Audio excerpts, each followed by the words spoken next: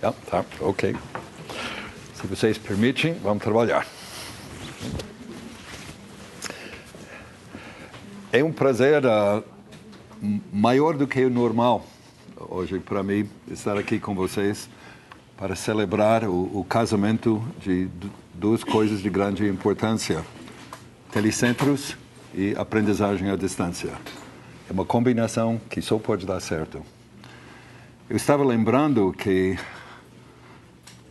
quando a radiodifusão começou, década de 20, década de 30, aqui no Brasil, em todas as aldeias, todas as cidades de pequeno porte, erigiram postos para colocar um rádio, para que toda a população que não tinha rádio em casa ainda poderia ouvir jogos de futebol vindo do capital, de outros países, etc. Quando a televisão começou, mesma coisa. Na praça principal da cidade, erigiram telepostos.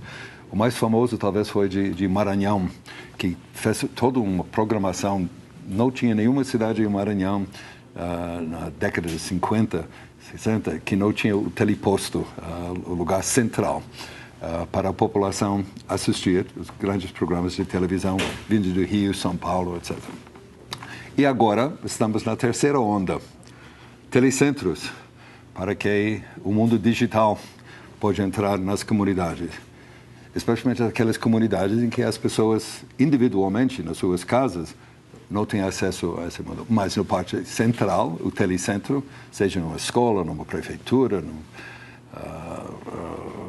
biblioteca municipal, isso é possível. Ok. A parte de telecentro me interessa muito porque eu acho, se não me engano, eu escrevi o primeiro artigo em português há uns 18 anos atrás, 15 anos atrás, sobre telecentros. Eu tinha voltado de reuniões sobre educação à distância no Canadá e eles já estavam adiantando telecentros lá.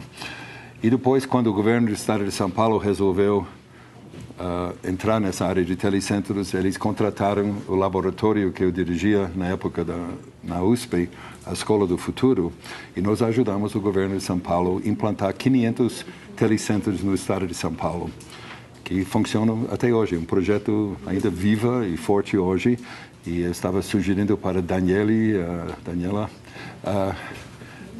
o entrosamento, porque... Posso falar no microfone? Melhor? Ok. Deixa eu ver se isso aqui...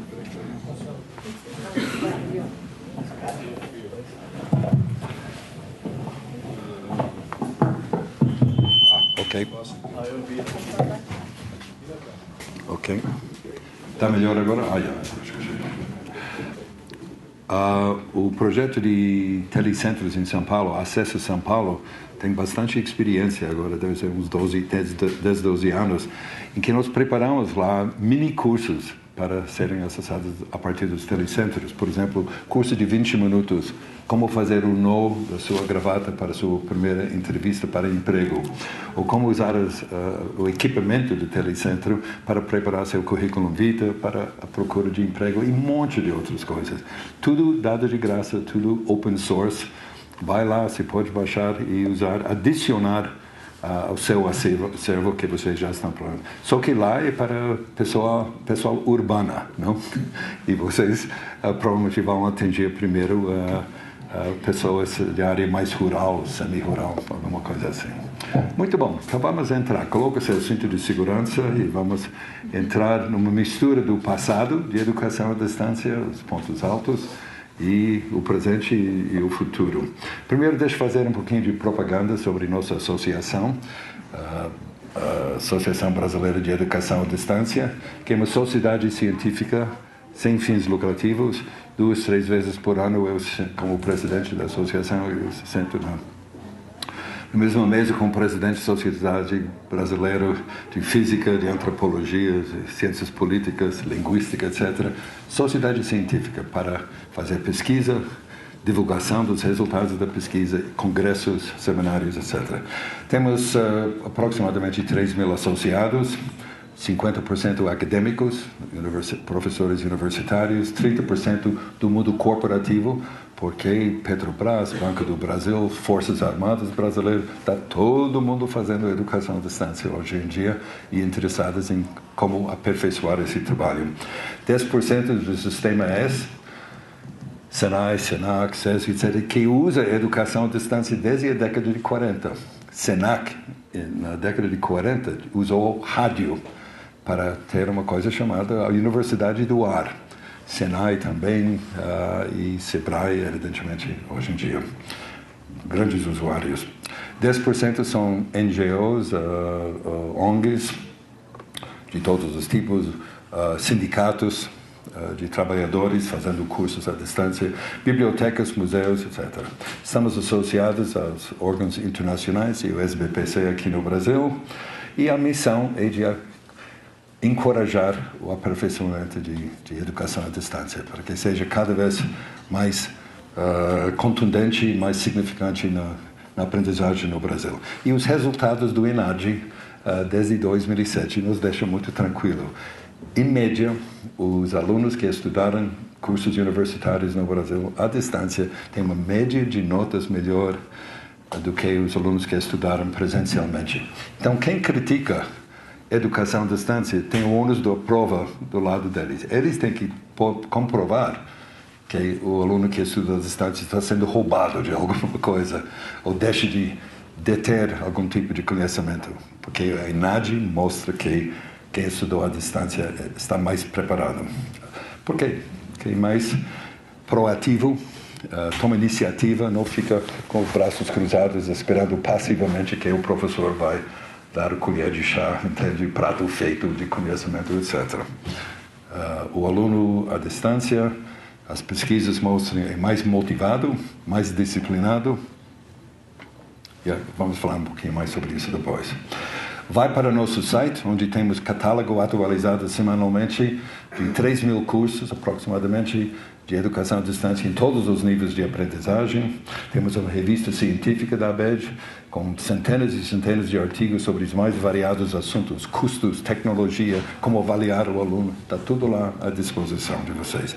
Temos um acervo de quase 2.000 trabalhos científicos que foram apresentados em nossos congressos dos últimos 18 anos. Tudo à sua disposição. Quem no Brasil e outros materiais de como fazer educação à distância. Também somos o único lugar do mundo que faz um censo anual estatística de todas as atividades de educação à distância no Brasil, acadêmica e corporativa.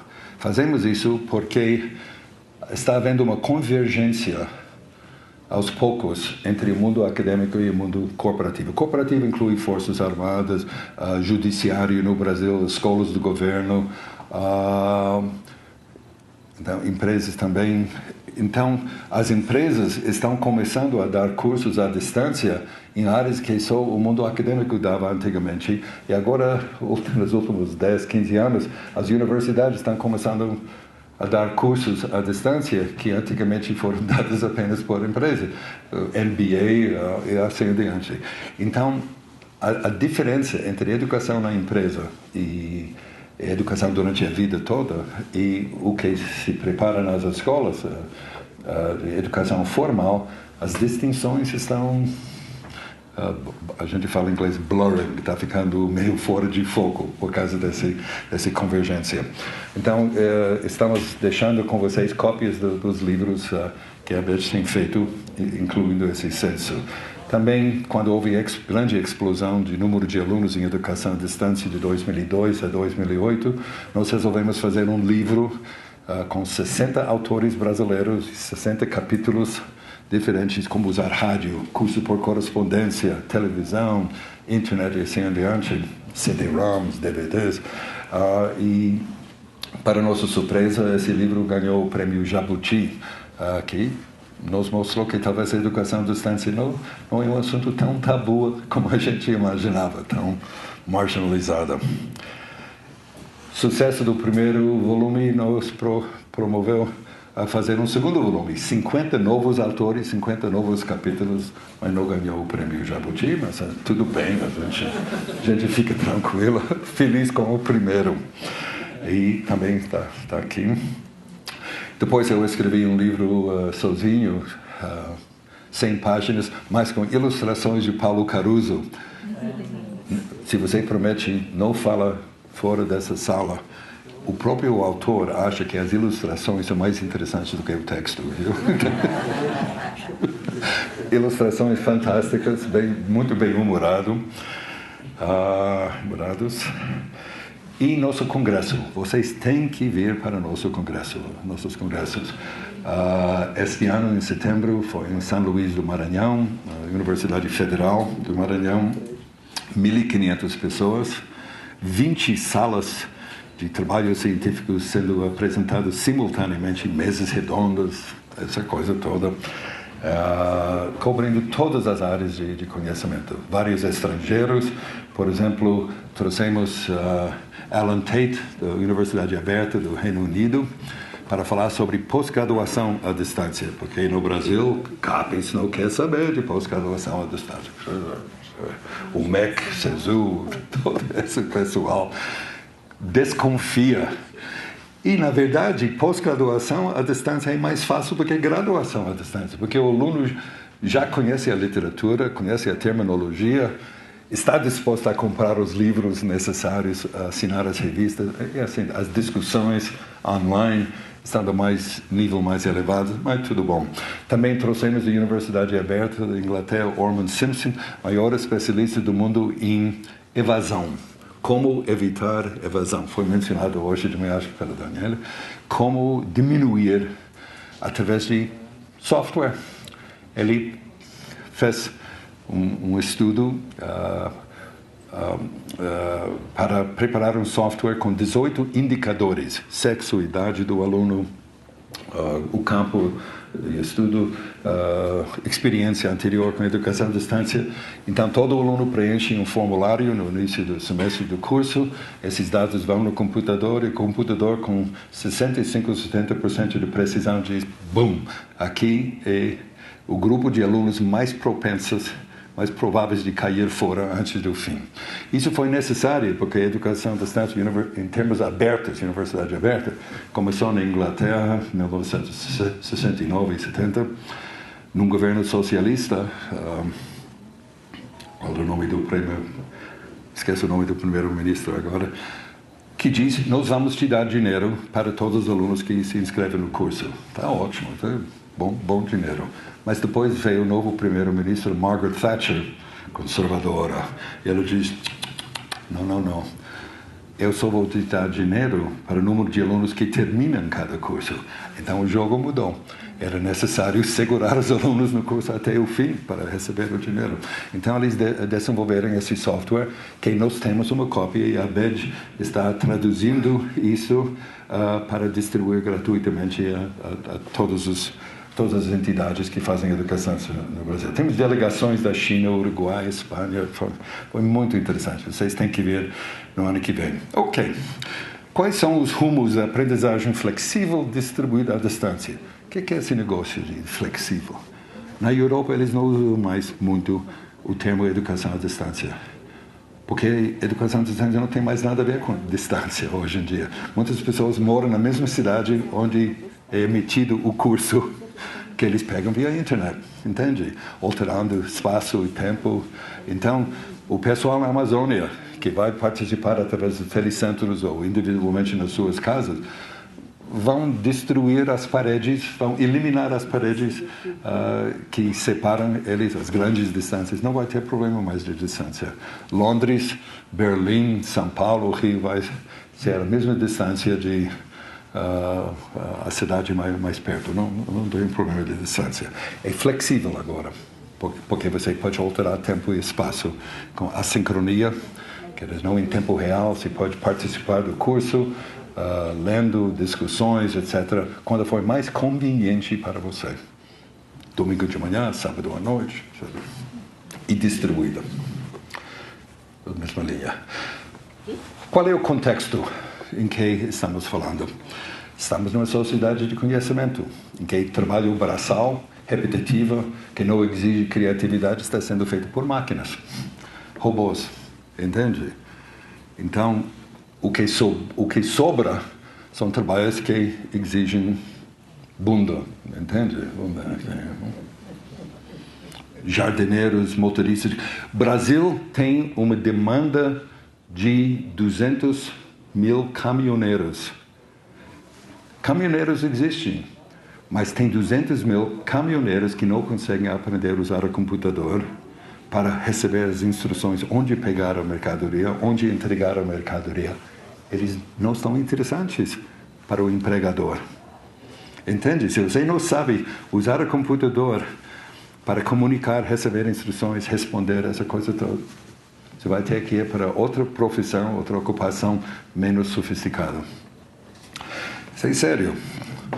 Informação, numa sociedade de informação, o conhecimento é básico, não mais o braço.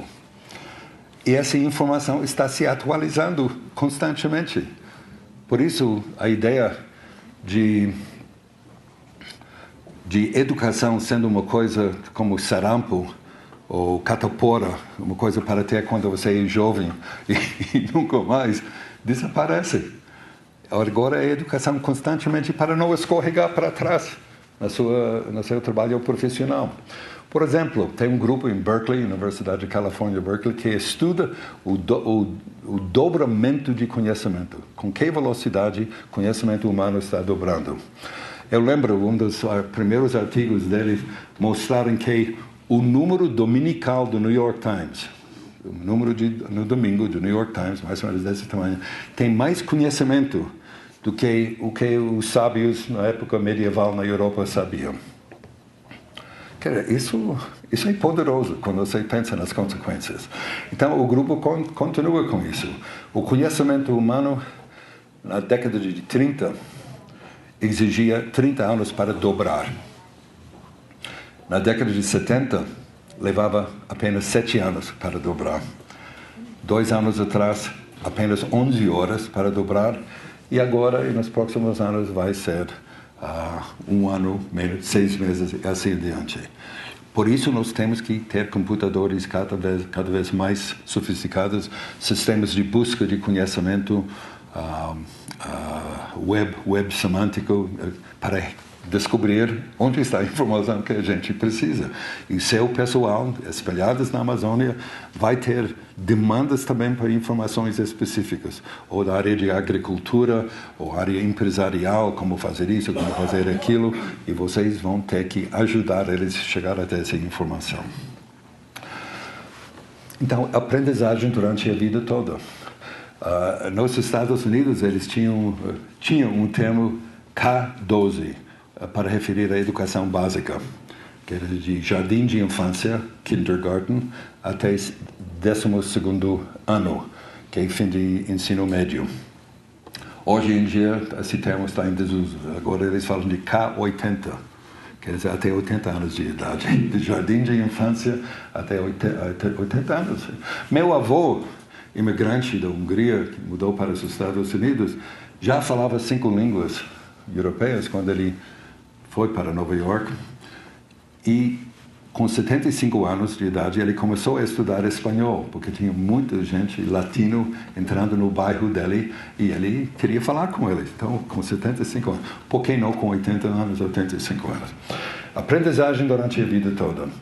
Indivíduos, as pesquisas mostram, e o Brasil está dentro desse padrão,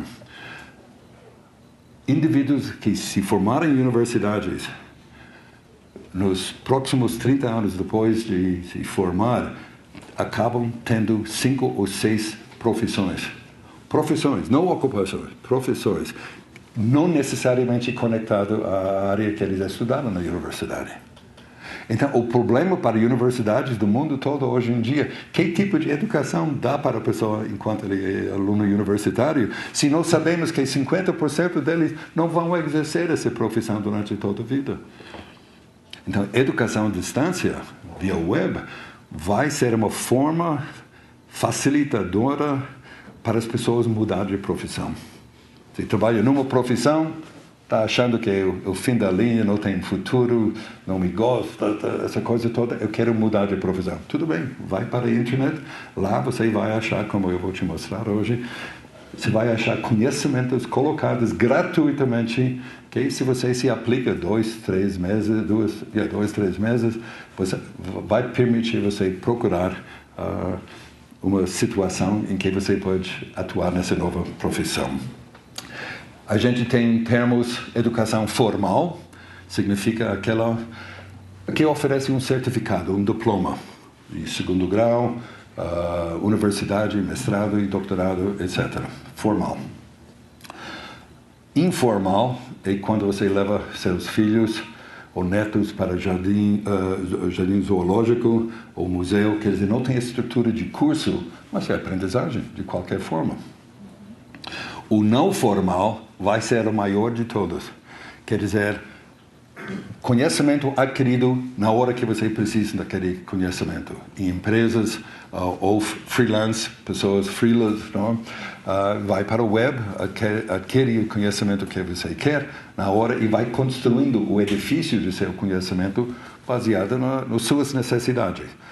Porque se cada pessoa economicamente ativa tem que adquirir novos conhecimentos para não escorregar para trás no mundo competitivo de trabalho, então esse grupo vai ser o maior de todos, mais do que educação formal. E finalmente tem um educador humorista de Belo Horizonte, Tian Rocha, que me ensinou que tem uma quarta categoria, educação formal. Quer dizer, os professores que não querem mudar, a mesma coisa de 50 anos atrás. Educação sob medida. O Brasil está custando para entrar nesse novo mundo. Continuamos dando o mesmo vestibular para todos os alunos. O USP tem 140, 150 mil alunos todo ano para vestibular, para 8 mil vagas. Todas as pesquisas em ciências cognitivas mostram que os alunos são diferentes uns dos outros, do mesmo jeito que cada um de nós tem íris diferente, cada um de nós tem impressão digital diferente, cada um de nós tem timbre de voz diferente. Do mesmo jeito, cada um de nós tem uma organização de neurônios diferente. O estilo de curiosidade de cada pessoa é diferente. Mas a gente acha que todo mundo tem que ter a mesma capacidade de matemática e português. Irreal, absolutamente irreal. E as novas tecnologias de comunicação nos permitem customizar, fazer sob medida a aprendizagem. Quer dizer, adaptando, baseada em como o aluno responde às perguntas, a inteligência artificial dentro do sistema vai conduzindo o aluno, talvez simplificando as próximas perguntas, talvez aumentando a complexidade e assim adiante, sob medida. Isso é bom para a autoestima do aluno e leva o aluno mais perto do seu desejo, aumenta sua motivação para estudar. Mobilidade de aprendizagem. Aqui no Brasil estamos atrasadíssimos. Na Europa é possível para o aluno universitário morar em Porto, ou Lisboa, Algarve, não sei, e sem sair da sua cidadezinha fazer cursos em Noruega, Alemanha, em Praga e assim adiante, e somar a seu currículo vitae, fazer todos os exames presenciais exigidos na sua cidade, e a universidade mais perto da casa dele emite o diploma de bacharel, mestrado ou doutorado. E aqui no Brasil a gente nem consegue um entendimento nos países do Mercosul sobre reconhecimento de diplomas. É triste, absolutamente triste. Mobilidade, quer dizer, construindo um histórico escolar de várias instituições, cada um, a gente pressupõe, melhor a sua área de atuação. A necessidade de certificação globalizada. O Brasil tem quase 4 milhões de cidadãos morando fora durante longos períodos. Essa semana tive uma reunião com Carlos Shinoda, um paulista que mora muitos anos no Japão e que é dono de uma escola, Colégio Brasil-Japão, que tem milhares de alunos, cursos universitários à distância e para seus filhos cursos de educação básica à distância para os filhos desses cidadãos. Entende? Então, o brasileiro indo para fora tem que ter diploma que é reconhecido globalmente. E, de novo, estamos atrasados nisso. Só as mais famosas universidades no Brasil têm essa reciprocidade com universidades de fora. Temos que atuar mais nessa área. Nós aprendemos na escola que tem 3 grandes áreas econômicas: agricultura, indústria e serviços.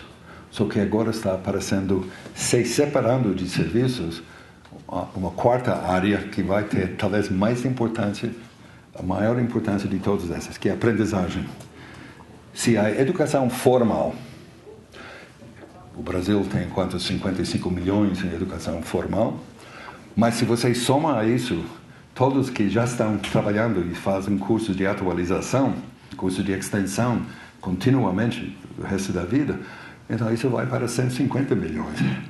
Então, se quer investir dinheiro inteligentemente, investe em empresas ou outras organizações que oferecem aprendizagem. Isso vai crescer a ser maior provavelmente do que a agricultura e a indústria. Não, aqui no Brasil achamos que a educação à distância nível superior é algo novo. Não é novo. É novo para nós, que nós fechamos nossos olhos durante 150 anos. Porque a educação à distância universitária tem 150 anos de experiência. E nosso Ministério de Educação, nossas empresas também não davam bola a isso. Começou na Universidade de Londres. A Universidade de Londres foi fundada em 1853 em oposição a Oxford e Cambridge, que eram universidades da elite. E Charles Dickens e outros disseram: não, precisamos de uma universidade para o povo, para o povão. Universidade gratuita, não para a aristocracia, para a classe trabalhadora. Foi criada a Universidade de Londres. 5 anos depois, eles começaram cursos por correspondência para o povo fora de Londres e nas colônias, Austrália, Canadá, África do Sul, Índia e assim adiante. Então, Mahatma Gandhi, um indiano morando em África do Sul, como você acha que ele fez todo o curso de Direito da Universidade de Londres? Por correspondência. Isso numa época quando levava 2 meses para o navio de correio, 2 meses para o navio de correio chegar da Inglaterra até a África do Sul, e 2 meses para voltar, todo o material impresso, os trabalhos. Hoje em dia, nos cursos online, os alunos brasileiros e do mundo todo ficam irritados, impacientes, se não tiverem uma resposta à sua pergunta dentro de 24 horas. Olha essa comparação, 2 meses versus 24 horas. Em Londres é chamado, até hoje, o sistema externo. O sistema interno é o aluno residencial, o aluno que vai para aulas presenciais. 150 anos. Nelson Mandela, na prisão, Robben Island, fez todo o curso de Direito à distância de Londres, mas não obteve o diploma, porque as autoridades penitenciárias não deixaram ele sair para fazer o exame final. 4 ganhadores do Prêmio Nobel de Ciência fizeram seus primeiros títulos, bacharelato, à distância também de Londres. E T.S. Eliot, o mais famoso poeta da língua inglesa no século XX, foi professor do sistema externo de Londres de 1916 até 1919. Quer dizer, a qualidade está comprovada aqui, eu acho. E aqui no Brasil, ex-alunos de educação à distância, Florestan Fernandes, professor de Sociologia da USP, e o professor de Fernando Henrique Cardoso, fez a madureza. Ele fez o 2º grau à distância, por correspondência. E a nossa Marina Silva, terceira mais votada nas últimas eleições, fez o 2º grau, totalmente à distância, pelo Telecurso 2000. E Vincentinho, deputado federal, fez 1º e 2º graus pelo Telecurso. Quer dizer, isso é uma prova que nas próximas décadas nós vamos ver celebridades, cientistas, políticos, escritores, que estudaram no Brasil à distância. Porque a coisa funciona. Pessoas boas surgindo desse meio. Não, o Brasil não deve nada a outros países no uso de tecnologia. Nisso estamos seguros. Usamos satélites, como vocês muito bem sabem, videoaulas impressos, E tem certos alunos, por exemplo, o professor Shinoda, do Japão, nos disse esta semana que os brasileiros estudando no Japão não querem ler. Eles participam das discussões online, mas o material de leitura eles não querem ler na tela, eles querem o material impresso. Eles imprimem da internet as apostilas e coisas assim. Então, estamos numa fase de transição e ninguém sabe exatamente onde tudo isso vai. Internet, videoconferências, telefonia convencional e telefonia móvel, celular. Já tem uma empresa no Brasil que vende software para uma instituição educacional emitir seus cursos para pessoas que vão consultar via telefone celular. Quer dizer, a configuração, a formatação é tudo para essa tela pequena e teclas pequenas também. Quais são os benefícios básicos de educação à distância via meios digitais eletrônicos? Vantagens específicas, conveniência e flexibilidade. Você estuda, você participa quando for mais conveniente para você. Para nós em São Paulo, se você mora em Osasco e você trabalha lá e tem um curso que você quer fazer, mas que é oferecido presencialmente por uma instituição que está em Guarulhos, perto do aeroporto, com o trânsito que nós temos lá, esquece, você não vai dar, entende? Atravessar a cidade 2, 3 vezes por semana é um inferno. Então, educação à distância, pela sua flexibilidade, assincronia, vai crescer cada vez mais. Eliminação, como eu já falei, sobre o fator de distância, a possibilidade de interação entre os alunos, coisa que não existia com o Telecurso 2000. Cursos por correspondência não tinham interação entre os alunos, e as pesquisas mostram que um dos grandes fatores de sucesso de educação à distância via web é a interação. Não com o professor, interação com os outros alunos para aprofundar os conhecimentos. Permite conteúdo de multimídia, imagens animadas, imagens estáticas, texto, som, para aprofundar o conhecimento e a compreensão dos alunos. Apoio à aprendizagem autodirigida. Como eu vou falar daqui um pouquinho, o que vai crescer nos próximos anos, por causa do web e aprendizagem no web, vai ser principalmente na área em que o aluno não quer o professor, não quer a instituição, quer aprender por conta própria, autodidatismo, facilitada pelos recursos disponíveis em muitas línguas e muitas abordagens diferentes no web. E a possibilidade de acesso global aos acervos de conhecimento. Pode entrar na Biblioteca Britânica, Biblioteca Nacional na França, Biblioteca do Congresso Americano, museus, arquivos, sem sair da sua casa. Baixar imagens, sons, textos, etc. E dar conhecimento e certificação desse conhecimento àqueles que antes eram excluídos. Um dos grandes fãs de educação à distância é o ex-deputado Arns, que é o nome dele, do Paraná. Flávio Arns. Qual? Flávio, obrigado. Flávio Arns, que tem um filho com necessidades especiais. Então, foi ele que me disse que, enquanto em outros países a norma é que 10% da população tem necessidades especiais, cegueira, problemas de locomoção, no Brasil é mais alto. Ele diz que é 14%, pelo que sabe da situação. Então, para essas pessoas que não podem ir normalmente para as instituições ao lado da casa deles, a universidade e a escola vai até eles, entende? Então, esse quase 20% da população vai ter a possibilidade, como cidadãos, de ter acesso a esses conhecimentos e a certificação desse conhecimento. Aqui são alguns exemplos do tipo de relatórios que o aluno e o professor e o administrador do curso pode ter quando o curso é feito online.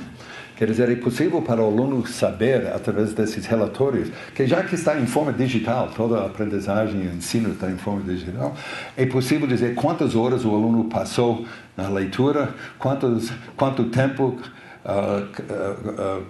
passou discutindo o assunto dos diferentes capítulos da leitura com outros alunos, assim diante. Então, o aluno sabe onde ele ou ela está. O professor sabe o que o aluno fez nesse curso até agora ele pode cutucar o aluno e dizer, você tem que investir mais tempo nas discussões, na leitura. Ele pode ver como o aluno fazia historicamente em outros cursos anteriores, se ele está se exercendo academicamente com todo o vapor ou se ele está encostado, etc. E, de novo, cutucar ele. Também é uma forma da administração saber se o professor está levando tempo demais para responder às dúvidas expressas pelos alunos. E, normalmente a instituição diz, a gente quer que você não ultrapasse 48 horas em responder a dúvidas de todos os alunos. Se o professor leva uma semana, rua, entende? Não serve. E também permite que o administrador do curso pode fazer o que nós chamamos de data mining, mineração de dados. Quer dizer, se os alunos nas suas discussões dizem, puxa, eu gostaria que nossa instituição tivesse um curso sobre assunto tal. Bingo! Vamos fazer um curso sobre isso porque tem demanda. Então, a digitalização do conteúdo educacional permite controle que a presencialidade nunca ofereceu. A presencialidade é sempre improvisação, não é? Intuição do professor, a inspiração do professor. E se o professor não estiver inspirado? Uma das minhas conclusões, porque o aluno à distância tem notas melhores no ENAD, é porque a sala de aula presencial é dominado, quase no seu interesse, pelo professor. E o sucesso depende da inspiração do professor. Escreve na lousa, os alunos olham, copiam, etc. E se o professor não estiver inspirado? A aula é uma droga. Educação à distância não é feita por um professor, é feita por uma equipe, 6, 8, 10, 15 pessoas, dependendo da complexidade do assunto. Então, é um produto mais burilado. Não depende da inspiração momentânea de uma pessoa só. É muito mais o resultado de um trabalho de equipe, tem vários especialistas de diferentes áreas, etc. Mas esse tipo de controle que o aluno tem, o professor tem e o administrador tem, fortalece tudo isso. Quais são os assuntos mais quentes, mais notáveis no momento em educação à distância? Uma mudança de importância do professor, concentração do professor e seus gostos para o aprendiz. Quer dizer, o que o aprendiz quer aprender aqui? Como podemos facilitar a aprendizagem dele ou dela? Do papel cada vez menos importante, tudo indo para o virtual aos poucos. Do estilo de radiodifusão, mesmo vestibular para todo mundo, mesmo um tamanho de sapato serve para todo mundo. Bobagem. Um tamanho de sapato não pode servir. Então podemos customizar, entende? Nos últimos 10 anos a gente fala de comunidades virtuais de aprendizagem, ok? AVA, etc. A novidade é Personal Learning Environments, ambientes pessoais de aprendizagem, em que cada aluno tem no seu computador os softwares, os aplicativos, as obras de referência, dicionários, enciclopédias que ele ou ela precisa para o tipo de estudo que ele ou ela faz. Valorização dos inputs e não dos outputs. MEC, infelizmente, gosta só de ver os inputs. Quantas pessoas têm doutoramento nesse curso? Ter doutoramento não é comprovação de nada, a não ser que você tenha um papel que diz que você é documento. Ser um bom professor, doutoramento não tem nada a ver com o ensino, não é? É um grau de pesquisa. MEC para avaliar um curso de quantos metros quadrados tem os banheiros que os conteudistas vão usar. Isso não interessa. Se pode ter nenhum banheiro e fornecer bons alunos para o mercado, para a sociedade.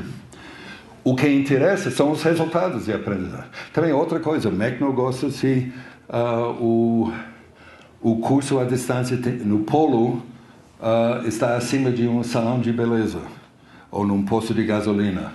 E minha briga com o MEC apenas 50% dos municípios brasileiros têm uma faculdade de qualquer tipo. E os outros 50%, o que é que faz? Eu prefiro ter um curso à distância, ou não à distância, em cima de um salão de beleza ou num posto de gasolina, do que não ter nada.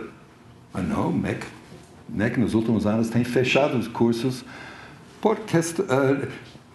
Não sei, se for questões de qualidade no material, tudo bem. Mas se for por causa da localização a localização não inspiradora, não convencional, realmente o foco está errado. O aluno não é mais um silo em que a gente estoca conhecimento.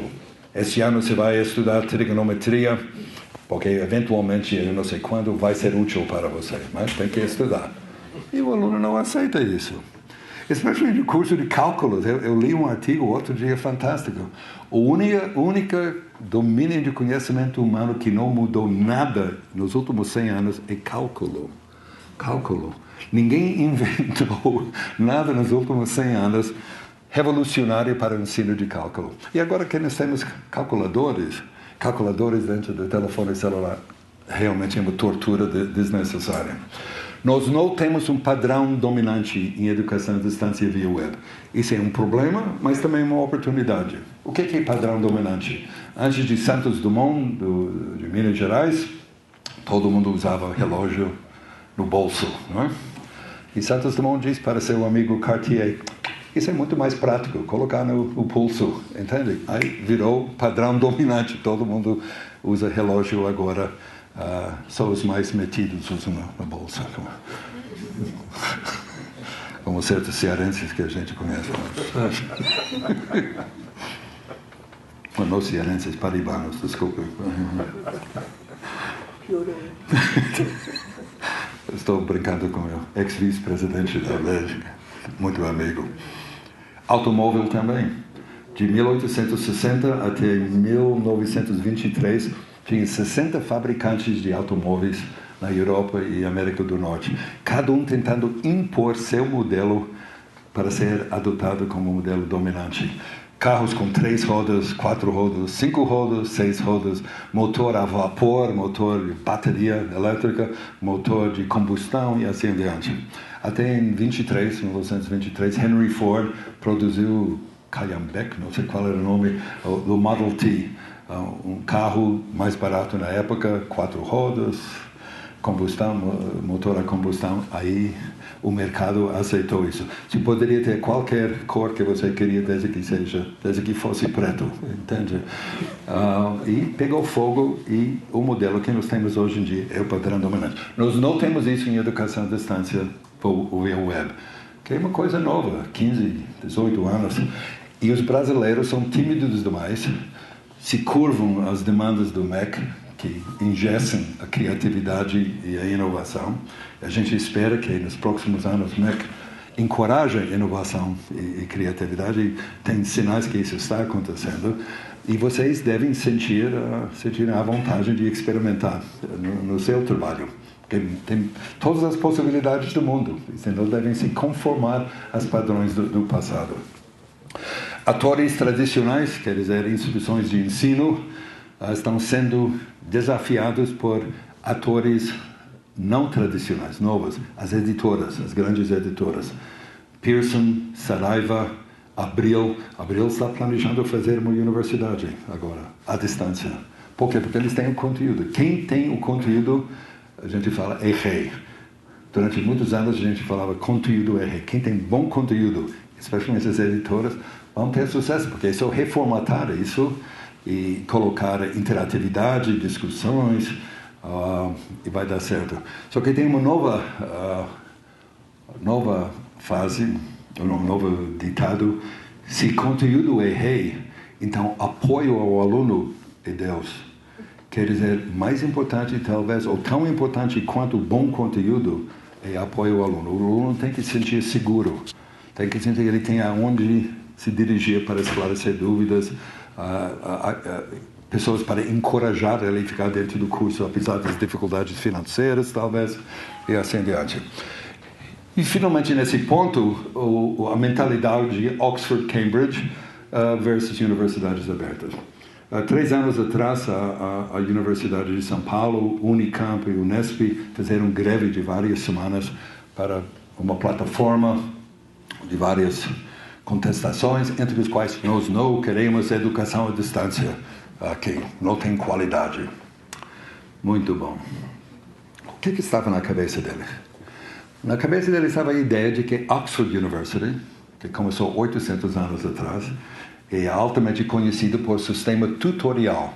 O aluno tem poucas aulas, mas ele tem contatos semi-frequentes a cada 2 semanas, a cada mês com seu tutor. Então ele tem que ler 5 ou 10 livros nos intervalos e depois relatar ao tutor o que ele achava disso, daquilo, e o tutor avalia ele. Isso é ideal. Quem poderia pedir mais? 1 a 1. Mas a que custo, gente? É um custo astronômico, só para a elite. Entende? Então, o pessoal da USP, que representa uma elite intelectual e social também, quase 80% dos alunos estudaram em escolas particulares, escolas de segundo grau particulares. Quando o governador da época diz: eu quero usar a educação à distância para disseminar a excelência das 3 universidades paulistas em todos os cantos do estado de São Paulo, eles disseram não, eles queriam reservar para eles mesmos esses privilégios. Então ele criou uma 4ª universidade pública, Univesp, Universidade Virtual do Estado de São Paulo. Já que ele não conseguiu cooperação com as 3 públicas, criou um 4º público, que agora está a todo vapor, Univesp. Moral da história, temos que ter instituições de elite, isso não tem dúvida, mas a sociedade moderna precisa de milhões de dentistas, veterinários, advogados, engenheiros, jornalistas e professores universitários, militares, tudo isso. A sociedade moderna precisa disso. Então temos que ter instituições para a massa das pessoas, que podem ser de excelente qualidade. Então foi criado, começou na Inglaterra, o modelo de universidade aberta. Começou no Reino Unido em 1970 e não cresceu além de 200 mil alunos, porque eles não querem que cresça além disso. Enquanto na Ásia, cresceu muito mais. Os asiáticos entenderam o recado, agora tem 70 universidades abertas só na Ásia. O maior e mais famoso é Indira Gandhi, Universidade Indira Gandhi da Índia, tem 3,2 milhões de alunos. Eles começaram com televisão, como Telecurso 2000, e agora está via internet. Paquistão, 1,8 milhões. No Congresso da ABED, 3 anos atrás, em Fortaleza, trouxemos o reitor da Universidade Aberta do Paquistão. Eu convidei ele, primeiro porque é um sujeito jocoso, muito alegre, muito animado, e eu convidei ele para falar sobre logística. Como você examina 4, 5, 6 vezes por ano 2 milhões de alunos? Qual é a logística disso? E ele falou lindamente sobre as milhares de pessoas envolvidas só em avaliação da universidade, 2 milhões de alunos. Por isso vocês têm que vir para os nossos congressos. A China, que tem, acho que 1,3 milhões. O próximo congresso internacional global vai ser na China no ano que vem, em outubro, em Tianjin, China. Eu sou membro da comissão do programa. Se alguém tiver uma ideia maluca para uma mesa redonda, outra coisa, fala comigo. Eu tento inserir, vamos sabotar, botar um monte de brasileiros dentro da programação. Okay?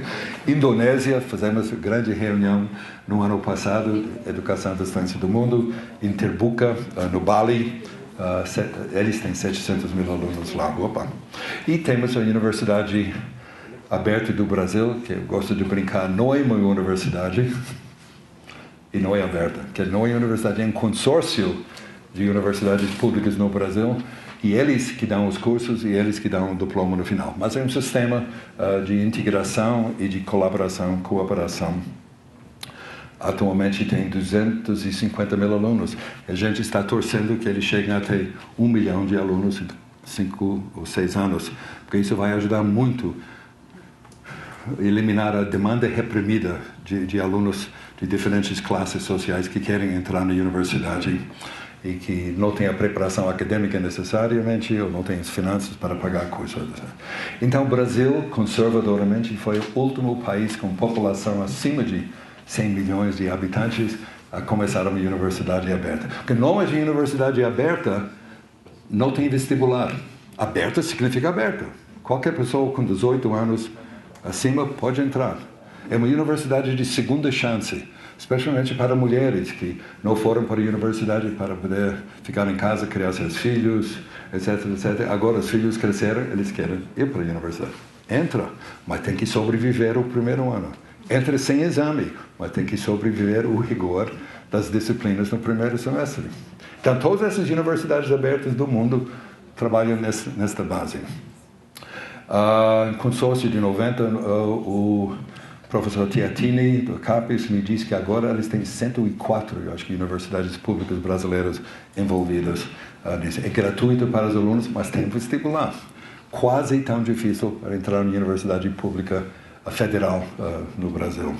Tem convênio com Moçambique, todo o conteúdo da Universidade Aberta do Brasil está disponibilizado gratuitamente para o povo, nossos primos lá em Moçambique.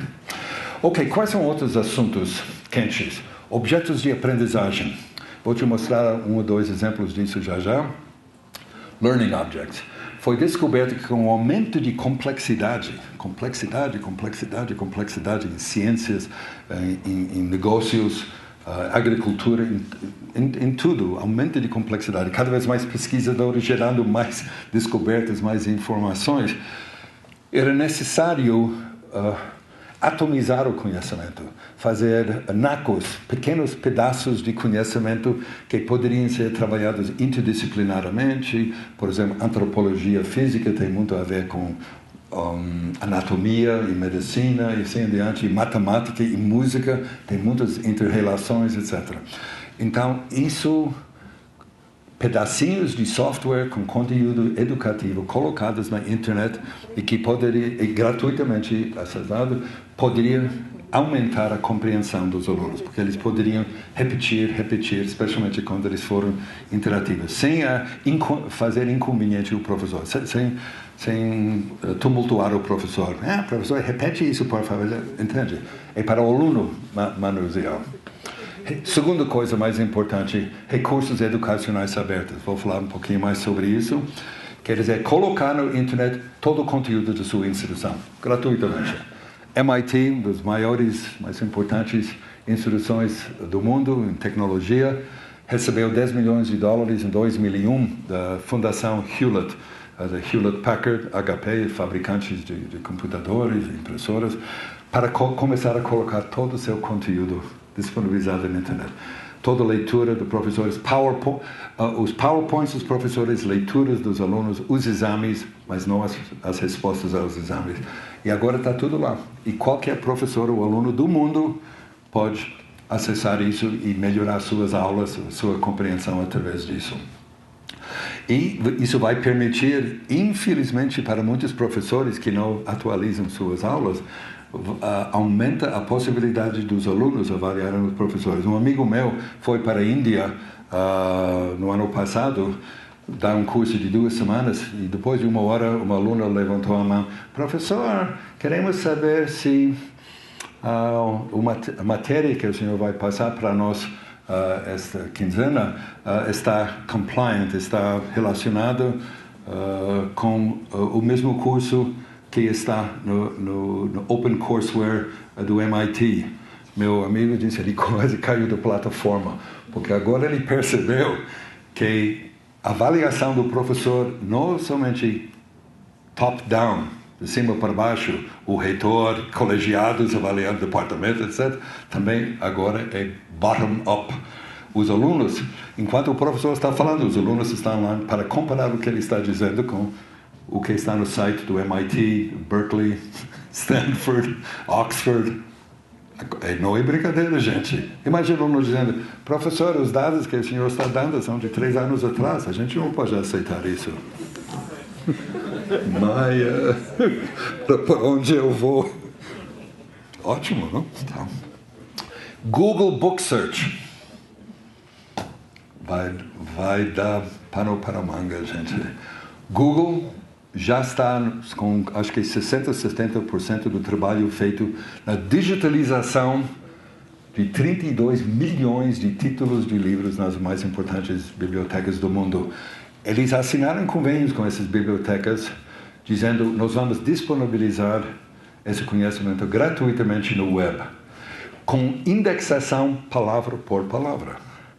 Então, se alguém está pesquisando a influência da cor verde na poesia internacional, desde a Bíblia, os gregos, até hoje em dia, vai ser possível. Não somente com a palavra verde em várias línguas, mas também com metáforas a cor de árvores. Bom, está verde, entende? Uma outra forma.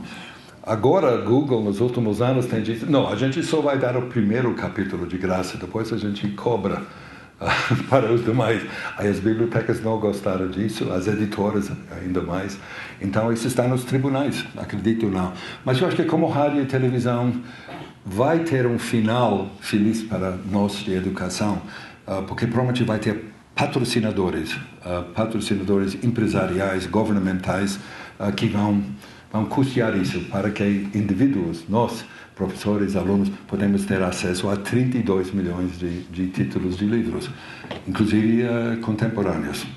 Então, isso vai mudar toda a relação entre autor, editora, professor, aluno. Nós não sabemos exatamente onde tudo isso vai.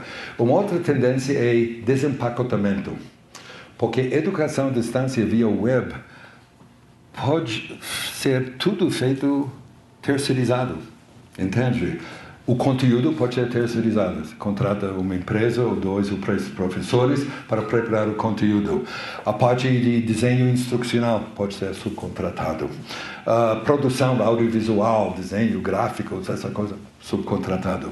Avaliação pode ser subcontratado.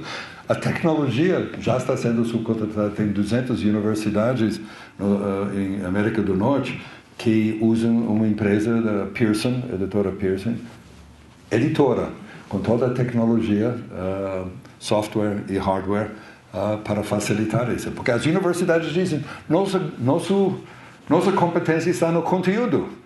A gente não quer manter uma equipe de 15 engenheiros para manter isso no ar 24 horas por dia, porque se o sistema cai sábado de manhã e não volta até segunda-feira de manhã, os alunos vão rebelar, vão crucificar a universidade. Porque fim de semana é quando você tem mais tempo. Então, marketing também pode ser terceirizado. Então, o que é a função de uma instituição governamental fazendo educação à distância? Fazer tudo in-house, talvez acaba custando mais do que terceirizando. Então, a gente não sabe para onde isso vai, quais são os modelos possíveis.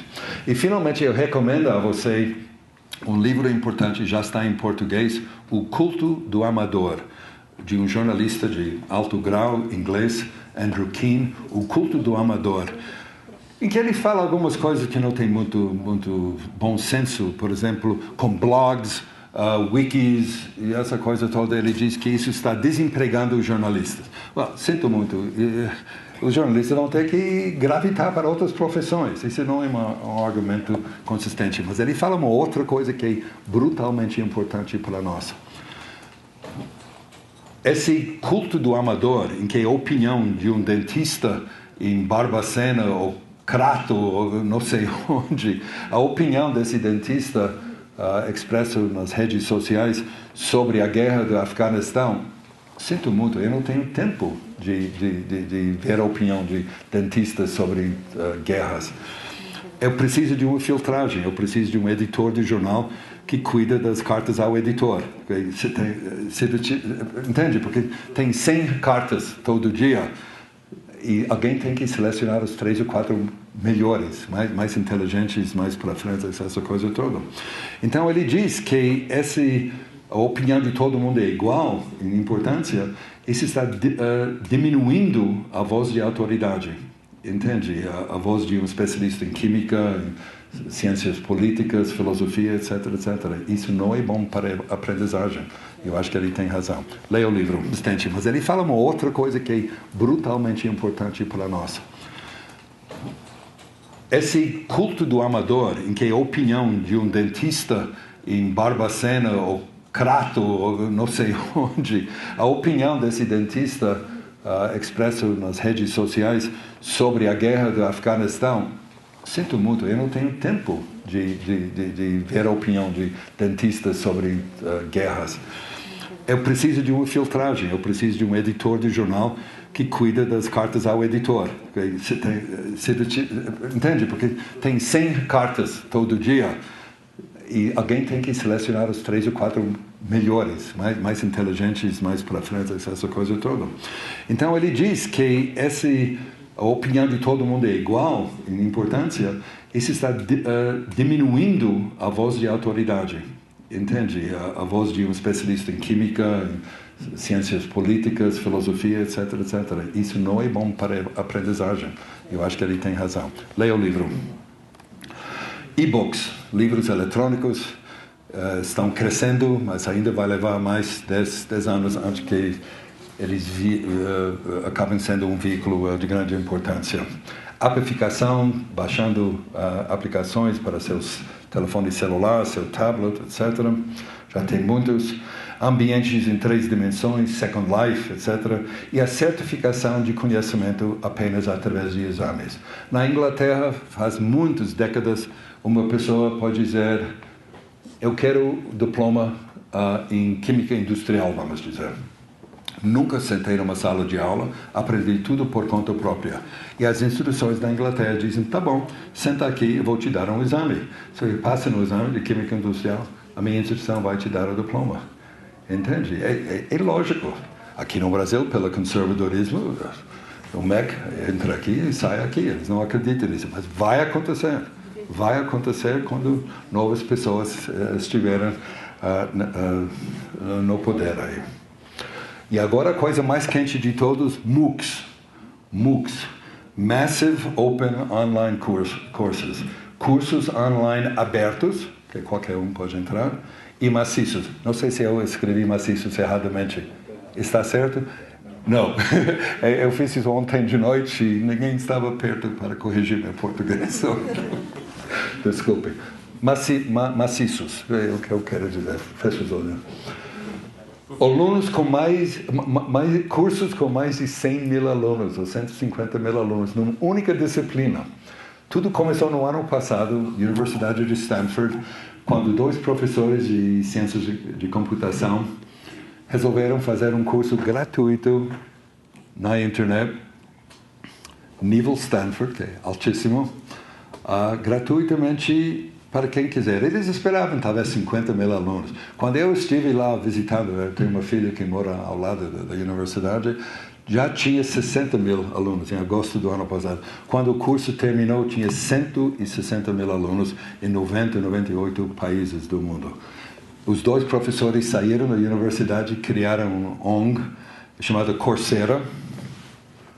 Vai ser na próxima tela. E Harvard agora entrou nisso, Princeton University. Universidades do top tier, do nível mais alto, estão oferecendo esse tipo de curso. E, deixa eu ver aqui, inteiramente gratuito. O software que gerencia o curso LMS, super sofisticado. Por exemplo, tem correção automática dos trabalhos escritos dos alunos. Os ensaios que os alunos escrevem não são corrigidos por seres humanos. São corrigidos por máquina, muita inteligência artificial, com taxa de correção de 90%. Só quando tenho dúvida que um ser humano entra nisso. Também tem avaliação peer-to-peer, de par a par. Os alunos avaliam o trabalho de outros alunos e vice-versa, que é muito bom para a aprendizagem. A primeira experiência aconteceu em Stanford, como eu falei, Daphne Koller e Andrew Ng. Estamos tentando trazer eles para o Congresso da ABED no ano que vem, para falar conosco. O mais famoso é Coursera, que você pode...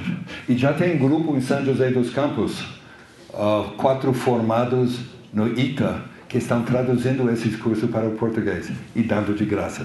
Eu esqueci o nome, mas você vai achar. www.coursera.org, Udacity, também do Stanford, outro grupo, e Harvard. Harvard e MIT já assinaram um acordo, investiram $60 milhões para fazer cursos desse tipo, MOOCs, com padrão de excelência.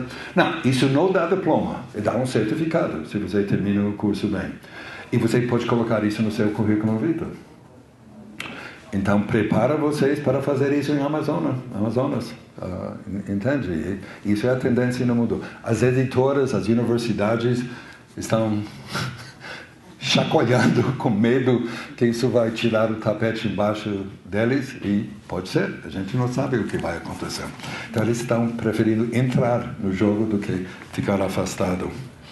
Peer Assisted Learning, já mencionei isso. Bibliotecas sem paredes, bibliotecas digitais. Badges, eu vou falar sobre isso, essa é uma outra coisa nova.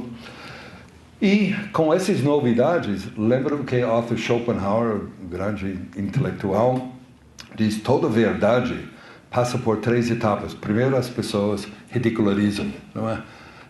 Um curso com 150 mil alunos, não me faz rir, isso não vai funcionar. Educação à distância, nem fala comigo sobre. É ridicularizada. Depois é violentamente contestada. Eu odeio aquilo. Até depois, a um certo ponto, é aceita como sendo auto-evidente. Mas claro que vai funcionar. Nós sabíamos desde o início.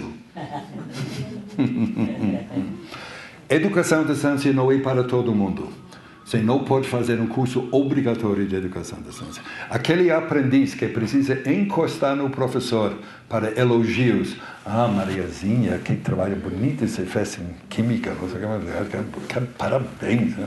Ou cobranças. João, cadê seu trabalho de matemática? Há 2 semanas atrás. Esse tipo de aluno não serve. Não vai fazer um bom curso de educação à distância. O aluno não é proativo, não está motivado, não é disciplinado. Deixa ele ficar na presencialidade. Presencialidade vai continuar para os mais fracos, entende? Aqueles que querem um prato feito. Os homens e mulheres fortes vão para a educação à distância. Toda a indústria, serviços aqui no Brasil, educação corporativa, estão usando a educação à distância, Senai, Petrobras, Serpro, Caixa Econômica, Uniledes, Correios.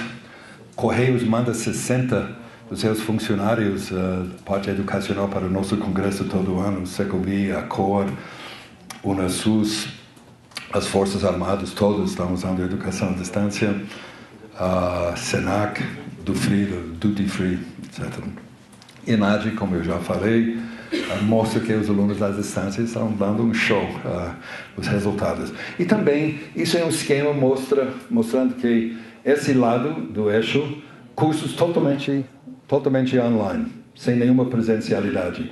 E no outro lado, totalmente presencialidade. Então, dependendo do curso, se é engenharia, se é medicina, quando tem que ter coisa de mão na massa, se pode achar uma coisa intermediária. Quer dizer, um modelo único de educação à distância não existe. Esse blended learning, essa mistura do presencial e educação à distância. Isso é muito importante. Eu passei 6 meses estudando na Inglaterra, alguns anos atrás. Eu vi que o termo pedagogia estava sendo usado lá exclusivamente para referir à aprendizagem de jovens, abaixo de 18 anos aproximadamente, em que o que vai ser estudado e como vai ser estudado é determinado pela instituição, pelo professor. Andragogia, por outro lado, acima de 18 anos, é diferente. O que vai ser estudado é determinado pela empresa, pela universidade e assim em diante. Mas como vai ser estudado é o indivíduo que diz. Eu quero estudar isso presencialmente, ou eu quero estudar isso online, ou quero estudar isso via DVD na minha casa, etc. E você tem que respeitar isso, porque esse é o estilo de aprendizagem que o aprendiz quer. Você tem que atender às necessidades, às habilidades dela. E, finalmente, o novo termo para uma coisa velha, oitagogia, que é um outro nome para autoaprendizagem, autodidatismo, em que o que vai ser estudado e como vai ser estudado é determinado inteiramente pelo aprendiz. Eu acho que as pessoas que abandonam cursos universitários e outros cursos também, não é tanto por falta de dinheiro, mas é por eles simplesmente não aguentam ficar 4 anos com seu traseiro numa instituição, ouvindo blá blá blá dos professores, quando eles acham que em 1 ano, 2 anos ou menos, eles podem aprender tudo que a universidade poderia oferecer para eles. Isso é oitagogia, H-E-U-T, que é o prefixo do grego, da palavra de descoberta, oitiskein, de onde vem eureka, heurística e assim adiante. Essa terceira área vai crescer muito por causa do web. Às vezes você não precisa de uma instituição, você pode aprender por conta própria.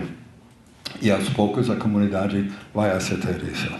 Então, aprendizagem autônoma, tudo isso é oitagogia. Aprendizagem aberta, aprendizagem autorregulada, aprendizagem no local do trabalho, mão na massa, autodirigida, estudo por conta própria. Tudo a mesma coisa, cada importante.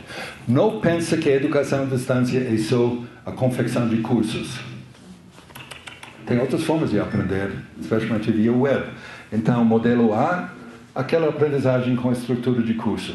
Nada de novo. Curso de 2 minutos, de 20 minutos, de 20 semanas, etc. Segunda área, ligar ambientes de realidade virtual. A internet da segunda geração. A internet da segunda geração, que existe em todas as universidades públicas no Brasil, em outros lugares, permite, por exemplo, na USP, na Escola Politécnica, temos uma sala de realidade virtual, caverna digital, em que se pode colocar a pessoa no fundo do mar, no planeta Marte, na Lua, etc., dependendo da programação. Mas se você liga aquela sala de internet da segunda geração, qualquer pessoa no mundo que quer entrar lá e aprender como que é na Lua, no fundo do mar, etc., isso é possível. Também o controle de equipamento científico à distância. Se tiver um físico que tem um problema com muitos números, ele tem que medir uma certa coisa em física, não tem máquina no Brasil para fazer isso, mas na Itália tem, usando Internet 2, ele pode fazer as medições dele sem sair da sua cidade. Então, isso é o segundo tipo. Terceiro tipo, acervos. Isso é a área que eu gosto mais. Biblioteca virtual, museu virtual, arquivo virtual. Então, você tem que ter um computador na frente que faça a entrevista. Onde você quer ir hoje?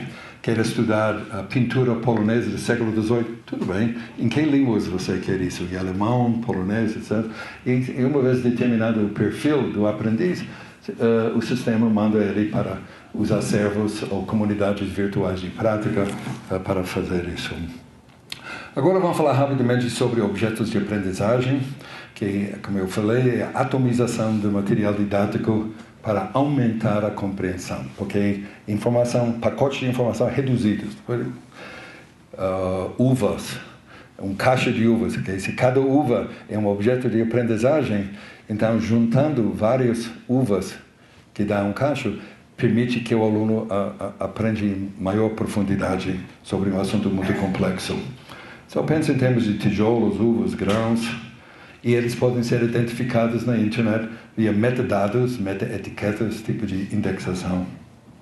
Pensa em termos de um Napster de conhecimento, como o Napster era troca de arquivos musicais ilegalmente entre pessoas. Agora podemos fazer isso legalmente com conhecimento humano. Todo curso, por exemplo, é dividido em unidades. Unidade 1, 2, 3, A, B, C, D, semana 1, semana 2. E cada unidade, por sua vez, pode ser subdividida em conceitos. Conceito 1, conceito 2. Agora, com os objetos de aprendizagem, podemos descer mais na especificação, materialização em objetos de aprendizagem. Pode usar Howard Gardner's múltiplas inteligências. Para cada conceito, se pode fazer um objeto de aprendizagem diferente para matemática, para linguística, espacial, musical e assim em diante. Sua importância é que eles podem ser achados facilmente na internet, podem ser atualizados instantaneamente, costurados sem ver a costura aqui, e intercambiados com outras instituições. Então, deixa eu te mostrar, no Laboratório Escola do Futuro, fizemos uns 200 objetos de aprendizagem para ensino de ciências para alunos do segundo grau. Trabalhamos com 11 escolas públicas de segundo grau em São Paulo, em que os alunos nos disseram quais eram as coisas mais difíceis de entender. E eles mesmos nos deram os metáforas e os nossos pesquisadores, programadores e artistas trabalharam nisso. Então, como se calcula a área de um círculo? Quanto vale a área de um círculo? Podemos entender o círculo como um contínuo de circunferências.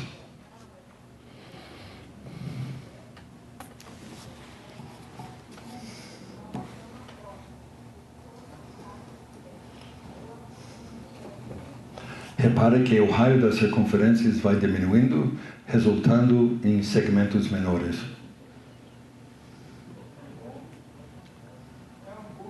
Se desenrolássemos as infinitas circunferências, obteríamos o seguinte triângulo,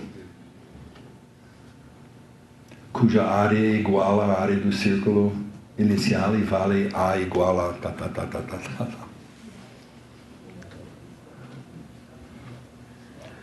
Isso não é interativo, mas é uma ótima animação. E os alunos podem repetir isso, falando entre eles, sem incomodar o professor. E repetir, até que estão seguros sobre a ideia. Deixa eu te mostrar uma outra, também da área de física. Tchau. Vai. Ok. Primeiro, um vídeo para explicar o problema. Tudo pensado pelos os jovens da escola de ensino médio.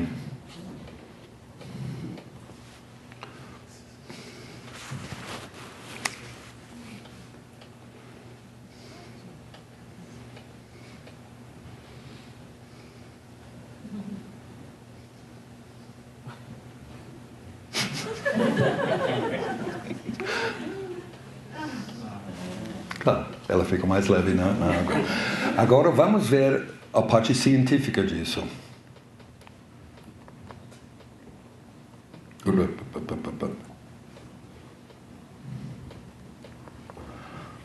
Esse é o meu favorito.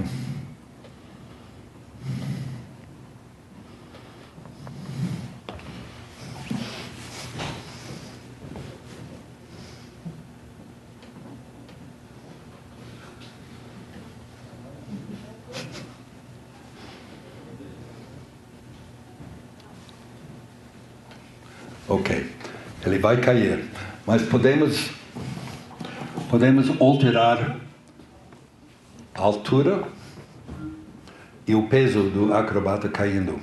Podemos operar em câmera lenta ou iniciar a queda normal, para resetar e parar.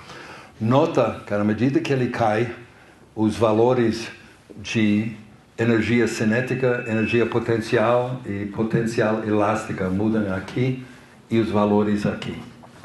E o aluno, trabalhando em conjunto ou sozinhos, podem alterar os valores e assim obter resultados diferentes. Então, sem incomodar o professor, eles podem repetir, alterar os parâmetros e aprofundar seus conhecimentos.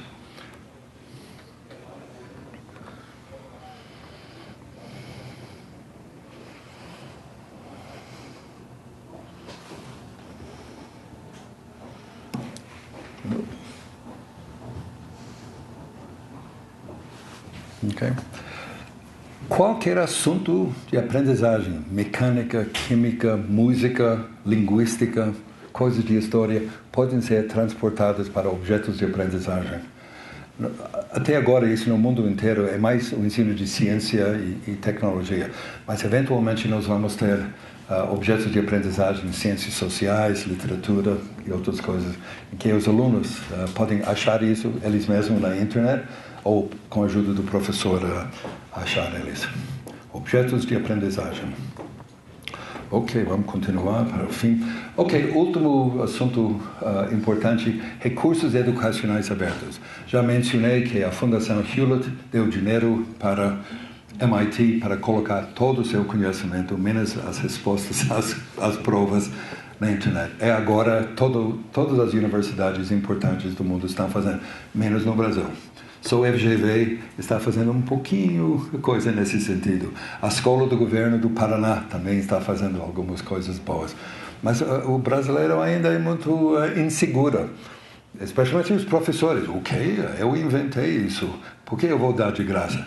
Você vai dar de graça porque em 3 anos o que você inventou vai ser superado por uma outra coisa. Porque esse avalanche de novo conhecimento, acho que todas as leis de propriedade intelectual vão mudar por causa desse avalanche de novas ideias, novos conhecimentos, nova pesquisa. Então, é melhor dar de graça e ir atacar uma nova coisa que você pode inventar. Você vai ficar famoso, mas não rico, talvez. Vai ficar por inventar coisas. No passado, antes da digitalização do conhecimento, vivemos numa sociedade de escassez, em que todas as coisas mais importantes, mais valiosas, ouro, não é? Diamantes, acesso a livros sagrados, só para estudiosos, sacerdotes, etc. Isso é um grande valor. Agora, com a digitalização, que podemos escanear uma pintura, um livro, um texto, o som, alguma coisa, em que a primeira cópia é igual à milésima cópia, 10 mil cópias na frente. Diferente do Xerox no passado, em que cada geração ficava pior. Com digitalização, não. Então, podemos ser generosos, podemos sentir que estamos numa sociedade de abundância e podemos dar muita coisa de graça. E vocês vão ter que fazer isso na Amazônia. Quer dizer, por causa de uma população muito necessitada, sem os recursos necessários, dá informação. Pede para a USP, para as universidades católicas, ceder toda a informação para vocês. Porque aquela informação fica velha em 3 anos. Tem novas pesquisas, novos autores, etc. Temos que ter uma nova mentalidade, permitindo generosidade e colaboração. Inventando, quer dizer, se você mora, se trabalha numa instituição, se cada instituição prepara de novo o material de Química 101 ou Economia 101 e a universidade meio quilômetro distante faz a mesma coisa, é estupidez.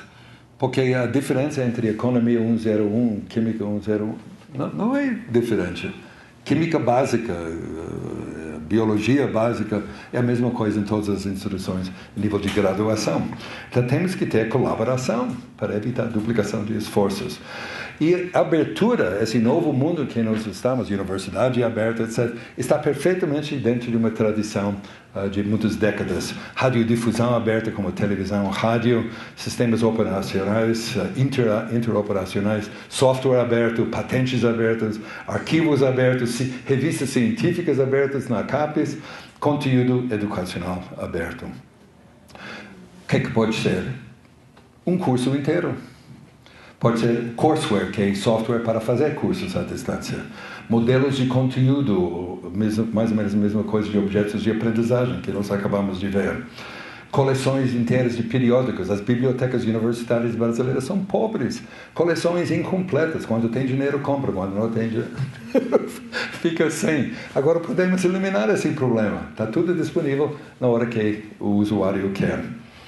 E software para desenvolver material educacional, o uso desse material, o reuso, reaproveitamento, reproposição, a localização, quer dizer, material da América do Norte, Europa, da África, pode ser interpretada com exemplos do próprio Brasil. Essa é a localização. Busca para informação, organização e entrega, formas diferentes de entregar conteúdo. E, finalmente, badges, distintivos. Alguém aqui foi escoteiro no passado? Eu fui escoteiro. Escoteiros podem estudar reflorestamento, saúde, pronto-socorro, first aid, qualquer coisa. E se ganha, se você passar no teste, se ganha um distintivo para colocar no seu uniforme ou no seu mochila. Agora, a Fundação Mozilla, aquela que tem Firefox, tudo mais software aberto, como outra fundação americana, está encorajando o uso desses badges, esses distintivos, para que jovens e adultos podem adicionar ao seu currículo vitae certas capacidades que não estão ensinadas nas escolas. Ok?